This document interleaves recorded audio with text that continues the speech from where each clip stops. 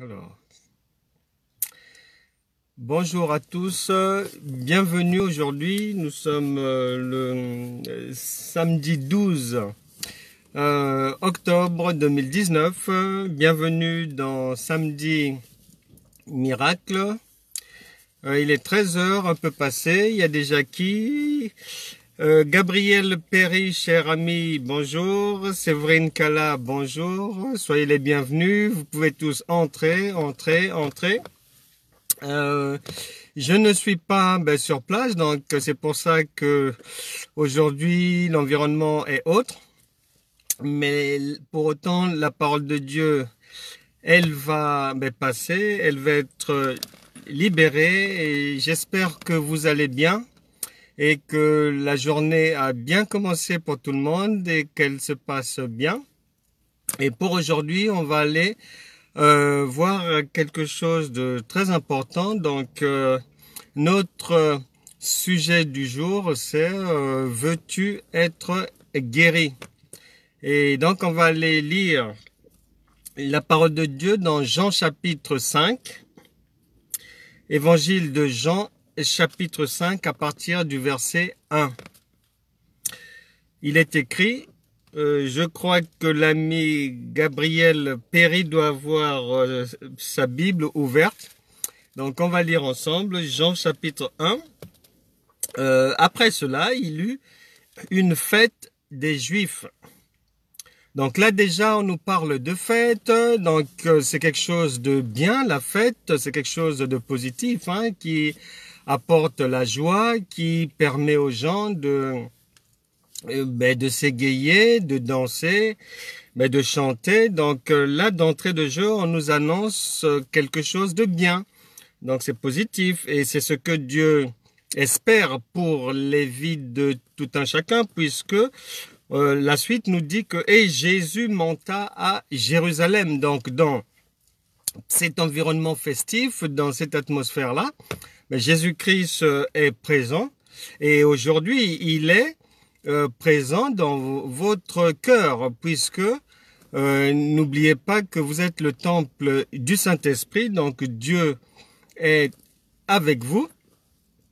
Et donc c'est ce même Jésus qui était présent à Jérusalem et qui est maintenant dans nos vies. Il y a la fête, il est là. Et le verset 2 dit, or à Jérusalem, près de la porte des brebis. Porte des brebis, déjà, porte des brebis, c'est donc il y a une porte, un endroit des brebis, donc c'est un endroit où on peut imaginer qu'il y a des pâturages où les gens ont de quoi se ressourcer. Je ne sais pas ce qu'il y a dans votre vie actuellement. J'ignore de quelle maladie est-ce que vous souffrez. Est-ce que c'est une maladie corporelle? Est-ce que c'est une maladie de l'esprit?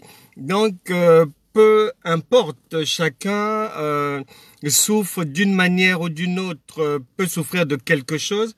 Et là, à cette porte de brebis, il y a une piscine qui s'appelle en hébreu Bethesda et qui a 5 portiques. Alors là, c'est intéressant parce qu'on a une indication qu'il y a une piscine. Une piscine, c'est un endroit de retrouvailles où les gens vont nager. Donc il y a de l'eau, c'est un endroit donc de loisirs. Et près de 5 portiques, faut savoir que là, il y a un très bon signe parce que 5, c'est le chiffre de la grâce. Donc, ce qui veut dire que déjà, c'est un endroit de la grâce. Donc, cette piscine de Bethesda est censée vraiment bénir les gens. Elle est censée apporter la grâce et l'eau est un élément vraiment indispensable dans la vie. L'eau, c'est la vie et vous savez que lorsqu'on vient sur terre, on a les promesses de Dieu, donc on nous promet quelque chose, une vie paisible, on va dire. Et cette piscine qui représente les promesses divines est là pour recevoir les gens et elle est bien située à un endroit de distribution générale de la grâce et c'est la même chose pour nous, enfants de Dieu. Nous avons droit à la grâce divine parce que nous sommes membres, nous sommes les gens, dit la Bible, de la maison de Dieu, une maison de grâce où il y a 5 niveaux de grâce. Et verset 3, sous ces portiques étaient couchés en grand nombre des malades. Donc voilà, chose étrange, un endroit dit de grâce, bizarrement, on va retrouver des personnes malades, couchées. Vous êtes arrivé à l'église, vous avez donné votre vie au Seigneur Jésus. La parole de Dieu promet pleine bénédiction à quiconque obéit aux instructions divines. Mais vous vous rendez compte que il y a une contradiction à un moment donné entre ce que la parole de Dieu dit et votre santé, par exemple. Ou bien entre ce que la parole dit et votre intellect. Dans la tête, ça ne va pas. Vous êtes peut-être bousculé par 1001 soucis, 1001 problèmes. Et vous savez que lorsqu'on a des problèmes, lorsqu'on a des soucis, ça affaiblit l'organisme humain. D'où on peut facilement se retrouver malade. Alors que, en tant qu'enfant de Dieu, nous avons droit à ce qui se passe dans cette piscine de Bethesda, piscine de grâce, qui est la maison de Dieu. On y trouve des malades. Et aujourd'hui, dans la maison de Dieu, dans nos églises, on retrouve des gens malades. Les gens ont beaucoup de problèmes. Que même leurs jeûnes et leurs prières n'arrivent pas à solutionner. Les gens prient. Les gens font des sacrifices, des offrandes.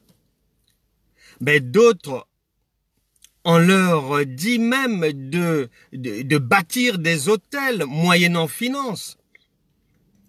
Il y a toutes ces choses-là dans les églises actuellement. Chacun cherche le secours à sa manière. Alors que normalement, le secours est à portée de main. Il est déjà là, il est à nous. La vie divine est déjà en nous. Mais comment ça se fait que nous n'arrivons pas, que l'on a du mal à soit la manifester ou à en jouir?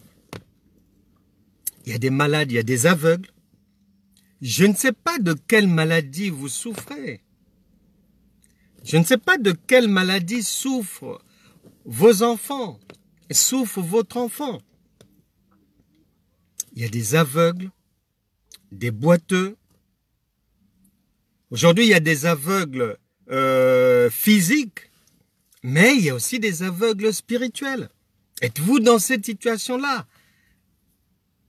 Malade, aveugle, spirituel, étant trempé, berné par les faux apôtres, les faux docteurs, ballottés à tout vent de doctrine.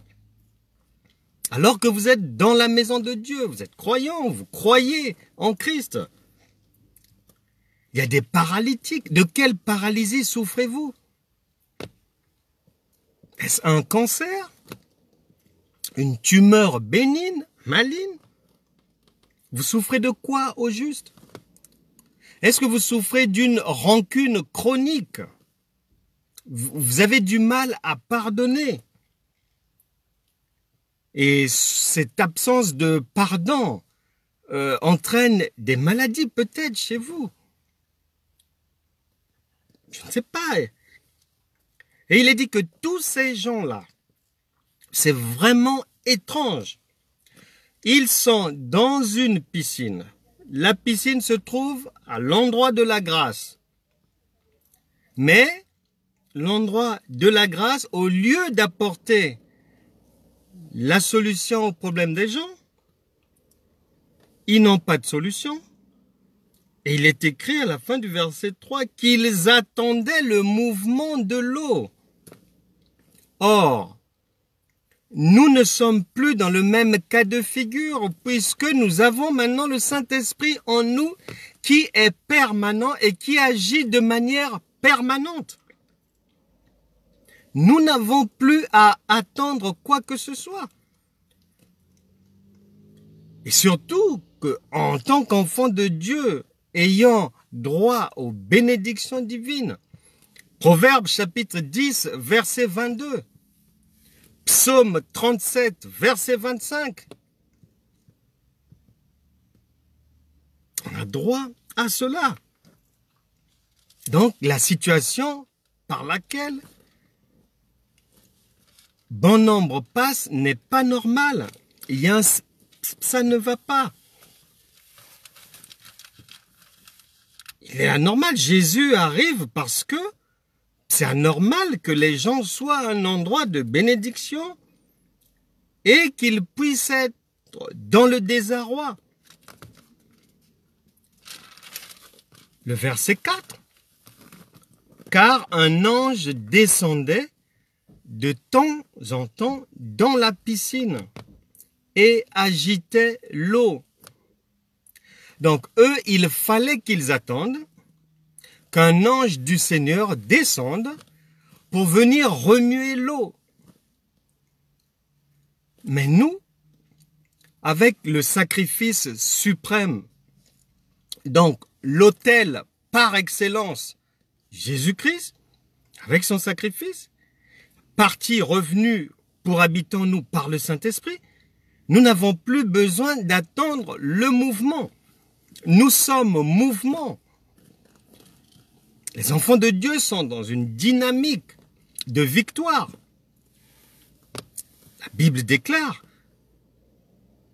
que tous ceux qui se confient en l'Éternel ne seront jamais confus, jamais confondus. Alors la question c'est pourquoi est-ce que jusqu'à présent vous êtes malade? Étiez-vous dans la mauvaise église? Est-ce que vous faites les prières convenables?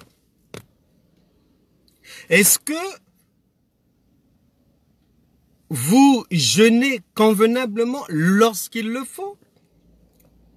Est-ce que vous êtes un chrétien charnel? Parce que notre Seigneur cherche des adorateurs qui vont l'adorer en esprit et en vérité. Faites-vous du tourisme dans l'église et vous ne lisez même pas la parole de Dieu. Et c'est pour ça que,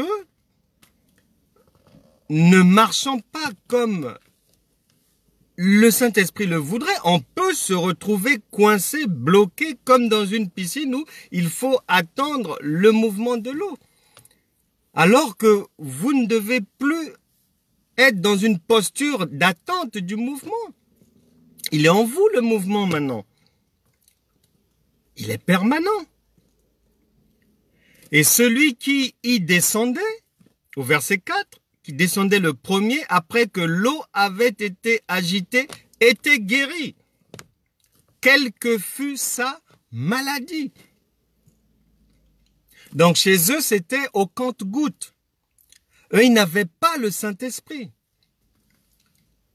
Donc c'était au compte-gouttes. Et n'ayant pas le Saint-Esprit, quand même, la Bible déclare que toute maladie, les gens guérissaient de toute maladie. Et ça, c'est quelque chose à relever.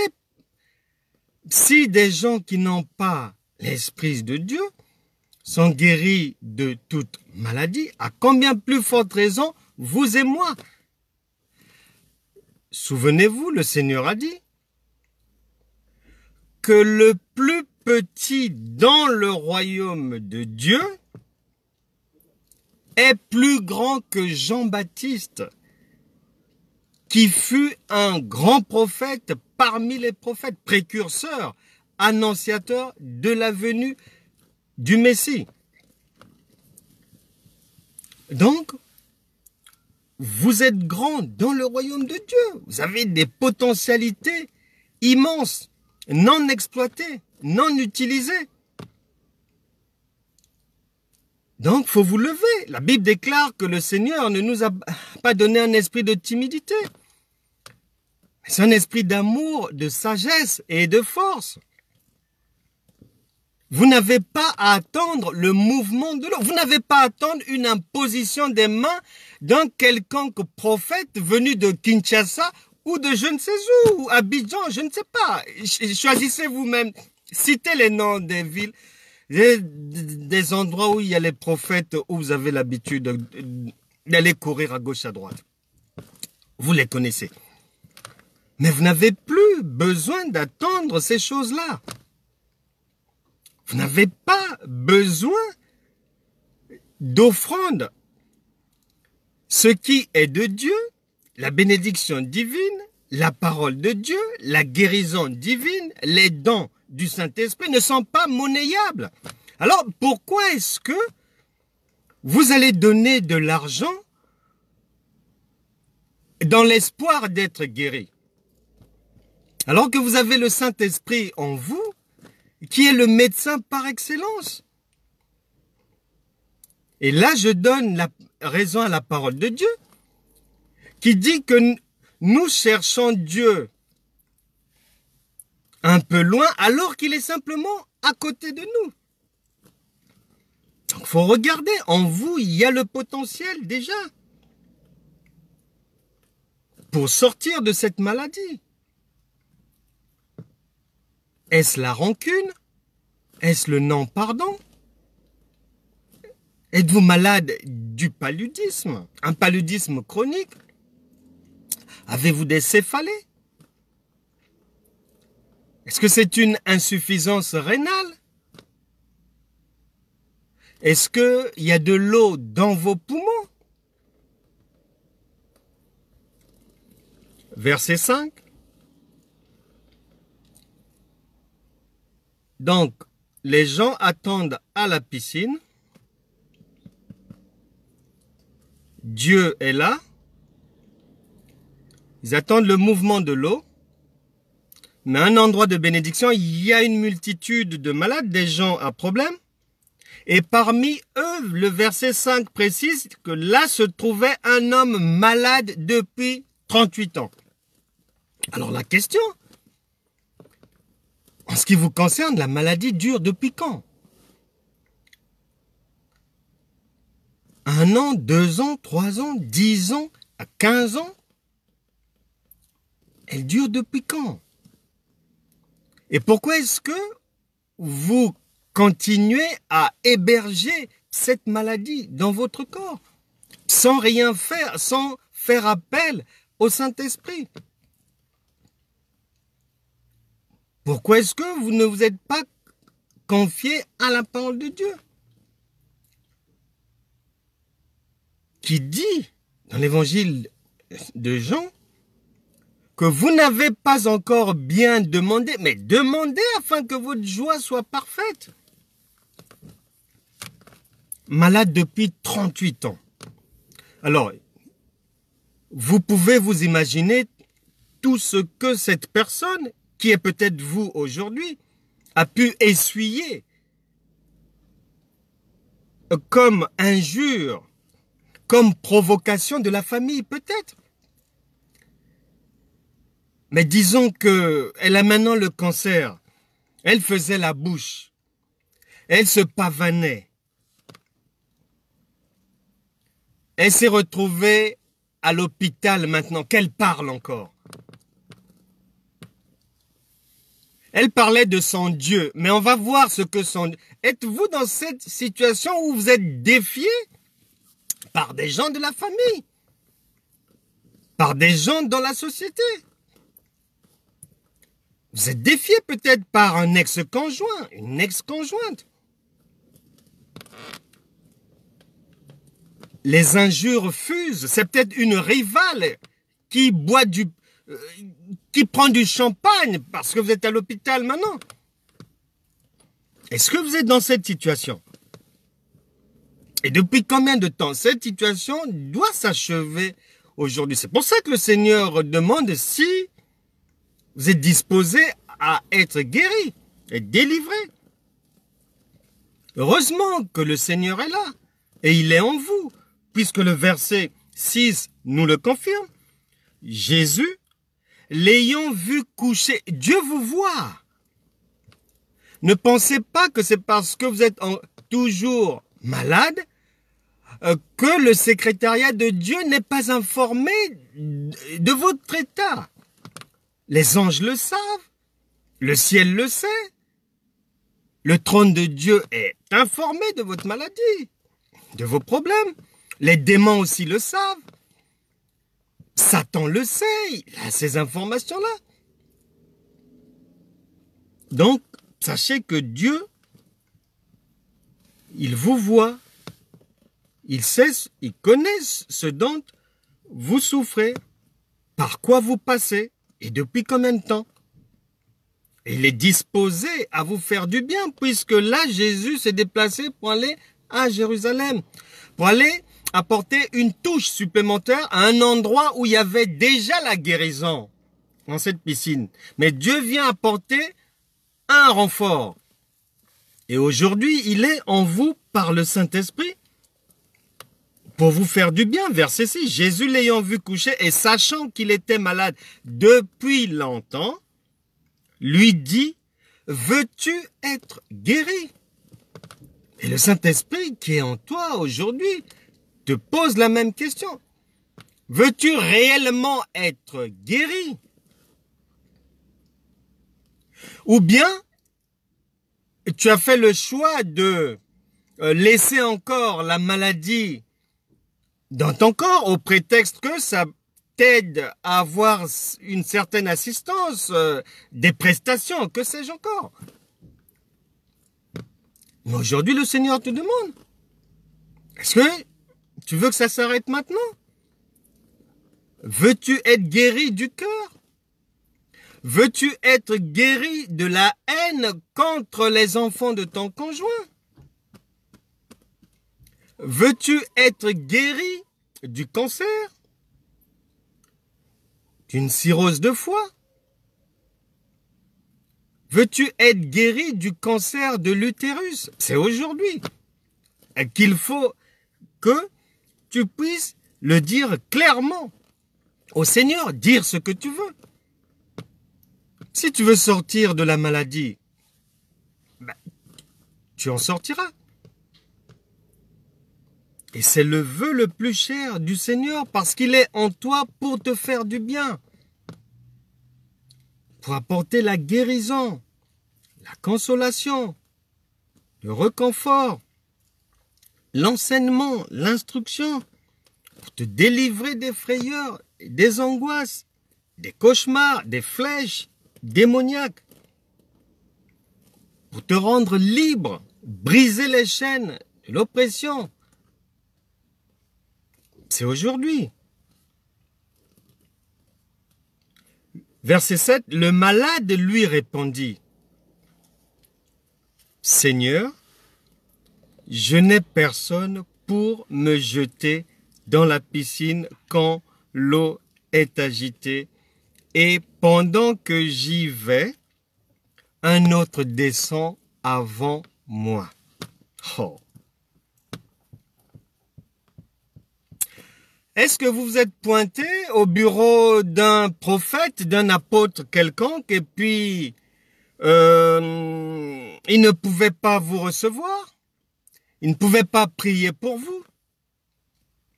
Est-ce qu'il y a quelque chose qui a fait que à l'église ou quoi, qu'on ne puisse pas vous venir en aide? Là, le Seigneur Jésus est très surpris et c'est la même chose pour le Saint-Esprit qui est en vous. Vous allez demander de l'aide à l'extérieur alors que le potentiel guérison est déjà en vous par le Saint-Esprit. Et c'est pour ça qu'il a tout fait pour que le prophète ne vous reçoive pas. Pour que l'apôtre vous dise qu'il faut une offrande de 1000 € avant la prière. Pour qu'un docteur de la loi vous dise non, il faut d'abord passer par la cure d'âme et puis qui prendra 1 mois, 2 mois, 3 mois, alors que la maladie est en train de gagner du terrain. Lui, c'était parce que il n'avait personne pour l'aider. Mais vous, vous avez cru que vous étiez dans la même situation? Non. Le Saint-Esprit est déjà en vous. Ce Jésus-là, il est maintenant en vous. Il faut en avoir conscience. Je le répète, la parole de Dieu, la vie divine, le royaume des cieux fonctionne sur 3 piliers fondamentaux. La sagesse, la connaissance et l'intelligence, qui font partie de la foi. Vous vous êtes fait des idées. Peut-être pour vous, vous avez mis votre foi en ce que l'hôpital avait dit, ce que les médecins ont dit, que non, qu'il vous reste peut-être 3 mois à vivre, qu'on ne peut plus rien faire pour ce cancer de l'utérus, que vos fibromes, on a tout fait, mais nous n'avons plus de solution. Est-ce que vous en êtes là? Et vous pensiez peut-être que vous ne receviez plus jamais le secours. Et vous avez même vu des gens être guéris bien avant vous. Et vous êtes toujours dans cette situation.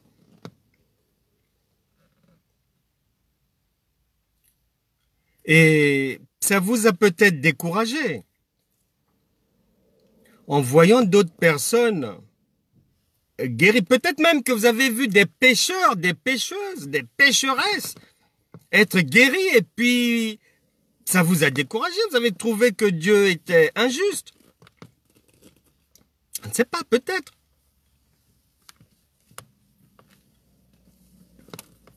Mais le Seigneur vous dit aujourd'hui, verset 8, lève-toi, lui dit Jésus, prends ton lit et marche. Cela veut dire que si tu souffrais dans ton corps avant et que tu n'arrivais pas à faire un mouvement du bras ou de la jambe, maintenant, au nom de Jésus-Christ, tu peux le faire. Tu es guéri de toute frayeur, de toute maladie. Reçois maintenant la guérison intérieure. Reçois la guérison de l'âme, de l'esprit, du cœur et du corps. Reçois ta guérison. Lève-toi. Marche. Prends ton lit et marche veut dire, lorsque tu prends le lit, tu enlèves ce qui faisait ta honte. Donc la maladie part maintenant. Tu as été victime des colibets des gens, mais sache que maintenant, le Saint-Esprit te visite. Il te guérit. Et le feu de Dieu va consumer les kystes, fibromes et autres. Toutes cellules cancéreuses partent maintenant. Le cancer part. Le diabète part. Le sida part. Puisque le Seigneur dit aussitôt, verset 9, aussitôt cet homme fut guéri. Il prit son lit et marcha. C'est ce que tu dois faire maintenant. Tu n'as plus rien à attendre. Le Saint-Esprit qui est en toi, Jésus-Christ qui s'est présenté, Jésus, n'a pas dit aux malades de jeûner, donc je ne te demande pas de jeûner, n'a pas dit aux malades de donner une offrande, je ne te demande pas de faire une offrande, n'a pas dit aux malades de mettre sur un bout de papier son état d'âme, Le Christ n'a pas fait ça. Il n'a pas dit qu'il fallait prier. Non. Nous n'allons pas prier aujourd'hui. Le Seigneur ne nous instruit pas dans la prière. Et nous appliquons la parole de Dieu avec fidélité et sagesse. Et nous l'appliquons comme le Saint-Esprit nous demande de le faire. Donc à toi de saisir la révélation, de te lever. La douleur, elle est partie. Même si tu sens encore quelque chose, ne t'occupe pas de cette douleur. Tu es déjà guéri. Les problèmes musculaires, les sciatiques, lumbago et autres s'arrêtent là. Tu prends ton lit et tu marches. La maladie qui faisait ta honte part maintenant. Le Saint-Esprit te visite. Les jambes, que le Saint-Esprit visite vos jambes. Vos membres inférieurs, supérieurs, les hanches, le bassin, que le Saint-Esprit fortifie, nettoie, purifie tout votre corps. Recevez maintenant la guérison du corps, du cœur, de l'esprit et de l'âme. Le Seigneur, nous n'avons plus le temps, Jésus revient bientôt, nous n'avons plus le temps de faire beaucoup de tralala, le Saint-Esprit est là, il est agissant, il agit toujours, il est décidé à aller là où on l'appelle. Et maintenant, il est envoyé partout. Et celui qui est en vous se manifeste maintenant. Cette flamme se met en mouvement pour vous purifier, pour enlever toute souillure de votre corps, de votre esprit, de l'âme. Maintenant, recevez cela, recevez la vie divine, recevez la délivrance. Ne vous attendez pas à des manifestations, non, la Bible déclare que le royaume de Dieu ne vient jamais de manière à éblouir les regards, non. C'est pas Koh-Lanta qu'on regarde sur TF1, non, non, non, non. Le royaume de Dieu a son fonctionnement et lorsqu'il travaille, l'œil humain ne voit pas, mais il travaille. Le Saint-Esprit est déjà en mouvement en vous. Recevez votre guérison. Levez-vous. Prenez votre lit. Marchez. Ésaïe 43, versets 18 à 19, le Seigneur dit, « Ne pensez plus aux événements passés. Voici, je fais une nouvelle chose. » Et c'est ce qu'il est maintenant en train de faire en vous. Croyez seulement. Jésus a dit, si tu crois, tu verras la gloire de Dieu. Nous croyons, il faut s'accrocher à ces paroles qui sont... Il y a rien de plus véritable, de plus vrai sur terre que ces paroles de Dieu, qui sont des vitamines. C'est de la dynamite pour booster votre corps, pour vous remettre sur les rails, pour que vous puissiez poursuivre votre marche. Si le dos était courbé, il est maintenant redressé. Et vous allez aller en réussissant. L'échec est désormais derrière vous, la maladie est derrière, les angoisses sont derrière. Tout ce qui faisait votre honte tombe aujourd'hui. Et que le sang de Jésus vous couvre. Soyez bénis dans votre corps, dans votre âme, dans votre esprit et dans votre cœur. Le Seigneur vous fait du bien, il va continuer à vous visiter. Les cauchemars, les mauvais rêves, les poursuites démoniaques qui vous oppressaient dans la nuit, vous n'allez plus les voir. Et le Saint-Esprit, qui a commencé son œuvre en vous maintenant de guérison totale, va poursuivre cette œuvre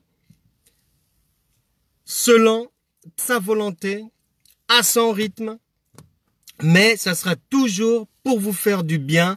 Et recevez donc toutes les grâces divines que les autres allaient prendre à la porte au niveau des 5 portiques. Dans cette piscine, toutes ces grâces sont maintenant en vous par le Saint-Esprit et il continuera à vous faire du bien et à vous emmener à vivre des choses extraordinaires, de victoire en victoire. Si c'était la paralysie, vous pouvez maintenant marcher. C'était les angoisses, vous pouvez maintenant être libéré. Le cancer part, l'insuffisance rénale part, les migraines sont parties, les angoisses de la nuit, les frayeurs, on les chasse, la puissance du Saint-Esprit. Recevez le feu de Dieu, le feu purificateur, recevez la grâce de Dieu. Que Dieu continue à vous faire du bien et désormais, nous savons tous que vous n'êtes plus au même endroit, vous n'avez plus, on ne doit plus vous retrouver sur ce lit, vous n'y êtes plus, vous avez déjà pris votre lit et vous êtes désormais en marche vers votre destinée, vers vos victoires prévues, vers le foyer que le Seigneur vous a destiné, vers vraiment de très très belles choses et gardez bien cela, gardez ces délivrances, gardez ces guérisons car vous aurez aussi besoin de témoigner cela où que ce soit car le Seigneur vous a fait du bien et il continuera à le faire. Au nom de Jésus, nous avons terminé. C'était « Veux-tu être guéri ?» Prends ton lit et marche. Amen. Salutations à tout le monde. Nous arrivons à la fin de notre rendez-vous d'aujourd'hui. Je salue tout le monde. Soyez bénis. Que le Saint-Esprit continue à vous faire du bien. Si vous avez un peu de temps, n'hésitez pas à méditer la parole de Dieu. Nous sommes dans la méditation du Nouveau Testament. Il ne faut pas l'oublier et on se retrouvera demain. Il sera 15 h à Paris pour un nouveau rendez-vous avec le Saint-Esprit pour vous faire du bien là où vous êtes. Restez bénis. Que Dieu vous garde et garde vos maisons, vos familles. À demain. 15 h. Au revoir.